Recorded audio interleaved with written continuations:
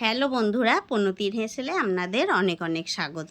তা আজকে বানাবো সয়াবিন কষা। তার জন্য এখানে সেদ্ধ করা সয়াবিনকে ভালো করে জল ঝরিয়ে নিয়েছি, দুটো বড় সাইজের পেঁয়াজ কেটে নিয়েছি, টমেটোও কুচো করে নিয়েছি, সাথে দুটো তেজপাতা আর একটু আদা রসুন কাঁচা লঙ্কা আর কাশ্মীরি লঙ্কার পেস্ট বানিয়ে নিয়েছি। প্রথমে লবণ হলুদ দিয়ে আমি সয়াবিনটা একটু হালকা ভেজে নেব, যাতে সয়াবিনের ভেতরে যে একটা স্মেল থাকে সেটা চলে যাবে। তারপরে আমি এখানে সর্ষের তেল দিলাম, বেশ খানিকটা পরিমাণ সর্ষে তেল দিতে হবে, মোটামুটি ধরুন 25 গ্রামের ওপর তো দিতেই হবে, না হলে কিন্তু সয়াবিন কষাটা খেতে ভালো লাগবে না। এবার দুটো তেজপাতা ফোড়ন দিয়ে পেঁয়াজ কুচানোটা দিয়ে দিলাম, দিয়ে হালকা লবণ দিয়ে একটু ভাজা ভাজা হতেই টমেটোটা দিয়ে দিলাম। এবার টমেটোটা দেওয়ার পর আমি সামান্য পরিমাণ হলুদ দিলাম, কারণ টমেটোটা থেকে যে জলটা বেরোচ্ছে সেটাতে তেলটা ছিটকাচ্ছে, তার জন্য একটু হলুদ দিলাম যাতে টমেটোটা জলটা না ছিটকায়।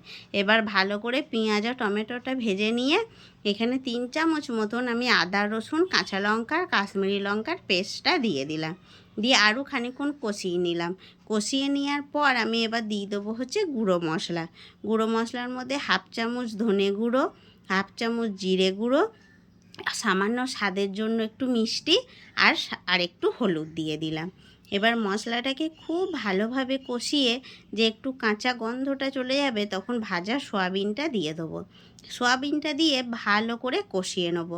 কষিয়ে নিয়ে হালকা উষ্ণ গরম জল এখানে আমি 1 বাটি দিলাম, যেহেতু আমি এখানে কষা বানাচ্ছি শুকনো শুকনো রাখবো তার জন্য। তারপরে একটু গরম মশলা দিয়ে ভালো করে ঢাকা চাপা দিয়ে মিনিট 10 কম আছে ভালোভাবে ফুটিয়ে নিয়ে তৈরি হয়ে যাবে কিন্তু আমার সয়াবিন কষা। এবার ওপর থেকে কাঁচা লঙ্কা ছেঁড়া আর সাথে দিয়ে দিলাম অল্প করে ধনেপাতা কোচানো। আর এখন গরম হোক কিংবা শীত, ধনেপাতা কিন্তু বাজারে ভালোই পরিমাণ থাকে। তো বন্ধুরা ব্যাস তৈরি হয়ে গেল আমার চিকেন মটনের মতন সয়াবিন কষা।